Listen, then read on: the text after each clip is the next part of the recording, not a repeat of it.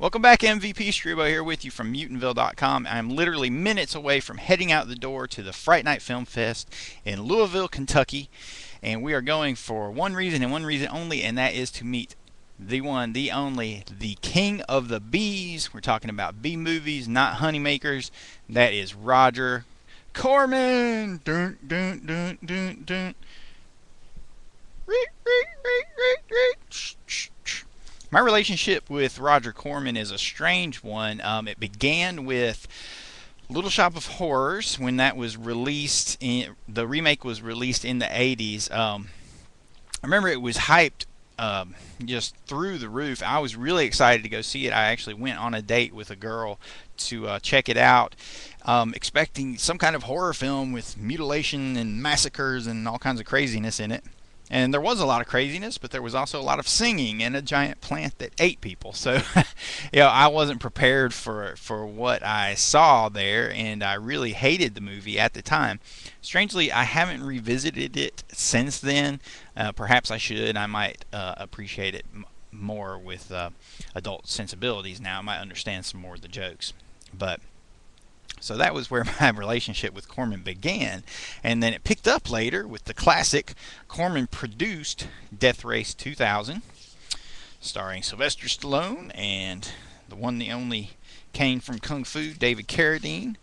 I remember I got into this because of reading a book on cult classics. It's just my way of studying storytelling at the time when I was working on comic books. I was studying what I thought to be artful or cult-ish type movies to just learn different kinds of techniques. And I remember a book pointing me towards Death Race 2000, and I went and picked it up and watched it, and I was blown away by it. I was like, this is awesome. There's people having a race, and they're running people over, and that's just insane.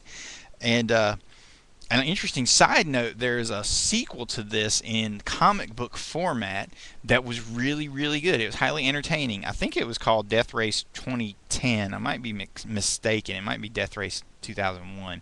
But it came out in the mid-90s, mid to late 90s, I believe. Definitely worth picking up. Art by Kevin O'Neill of that Judge Dredd knockoff comic. I can't think of the name of it right now. Sorry about that, Kevin. But anyway, then once I became a filmmaker and I was working on my own, not low budget, but no budget films, inevitably that leads one to Roger Corman, because he's the guy that he's the best of the cheap acts. It says it right there on the cover of the book. He's notorious for not spending a dime and getting the most out of what he had. And I've read every book I could get a hold of about him. This is the one I'm in the middle of reading right now, An Unauthorized Life, which is pretty good. Roger Corman, Metaphysics on a Shoestring. Roger Corman, the King of the Bees, or the Best of the Cheap Act. And, of course, I also read his book. What was the exact title? I let Gio borrow it. He's had it for a few months. How I Made 100 Movies in Hollywood and Never Lost a Dime. I think that's what it's called. Very, very good stuff. And, I got into watching his films, and the ones that he has commentaries on, I always listen to the commentaries. There's X, the Man with the X-Ray Eyes, because he gives away a lot of great filmmaking tips. Bucket of Blood. Haunted Palace. Now, that's one of my favorites, actually, Haunted Palace, because that's Corman's take on Lovecraft, which I thought was really good.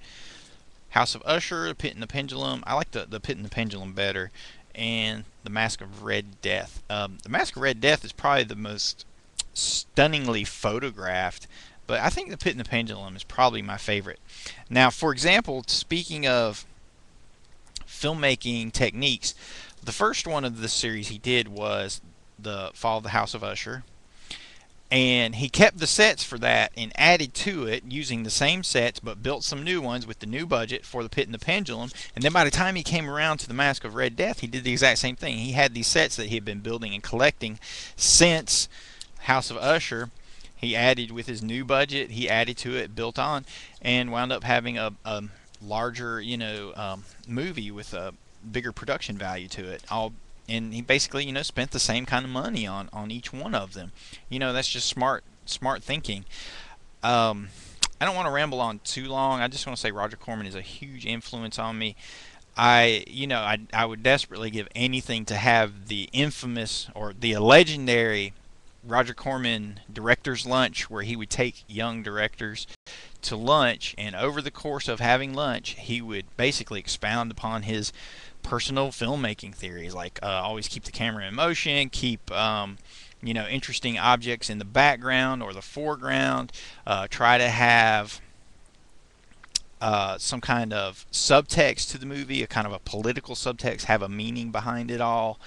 Hide that in there, make it entertaining. Have two incidents of nudity within the first 15-20 minutes of the film. Then you don't need it again because the audience will think you have more of it coming. Things like that. It goes on and on and on. Little tricks he would tell guys, like shoot your master shots first when you're outside. As the day goes on and the sun goes down, you can come in close with reflectors and cheat the light on them instead of trying to shoot your close-ups earlier, because you cannot fake the light in a wide shot later. So things like that. So I have a lot of questions in my head that I'm tossing around that I'd like to ask him. I'm really looking forward to this. I'm thrilled about it. When I heard that Roger Corman was coming to Fright Night, I knew immediately I wanted to go. He's one of the guys like Clive Barker and George Romero and John Carpenter, who I've yet to meet, that I really, really wanted to meet over the years. He's one of my idols. He's doing a Q&A session. He's going to be signing autographs. Supposedly he's going to do some kind of introduction for a midnight showing of Death Race 2000, which is fantastic. I'm looking forward to seeing that. They're going to play it at the Georgetown Drive-In, and what more can you ask for? The King of the Bees presenting Death Race 2000. I think it's the best cult movie he's ever produced. I mean, he's produced a lot of them, some better than others. Like he also produced Peter Bogdanovich's Targets. He's the guy that started the career of so many amazing filmmakers: Francis Ford Coppola, Martin Scorsese, Ron Howard, Peter Bogdanovich. The list goes on and on and on. James Cameron. I mean, these guys all started with Corman. It's unbelievable. Unbelievable. He has an eye for talent. He's an excellent director. Stylistically, he just told his stories simply, but he was the best at getting the best bang out of his buck. He knew how to put interesting compositions in the frame. Just he created, practically gave birth to the exploitation genre. He mastered it. He's, in a lot of ways, what Corman did in the 50s and 60s is a model for what we at MVP do now.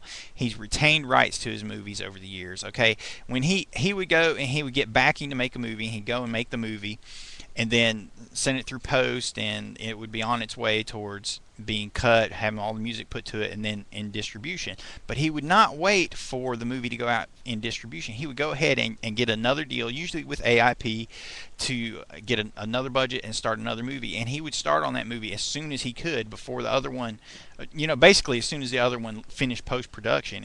And he wouldn't wait for the returns to come back in. He would always bargain to have a new budget come in, and then by the time he finished the second or third movie in that series, then his profits would start coming in. The guy never lost any money. Most importantly, somebody wants to be in this video. Most importantly, he always retained the rights to his movies, and that's why you can find so many versions of his movies everywhere. He retained the rights, and he's resold them and resold them and resold them over the years, until recently he sold his entire collection to Disney. Now, I'm not sure if he's given it all away, but it's probably something where he sold it for a period of years for a ton of money. That's what we at MVP want to do. That's what independent filmmakers should do.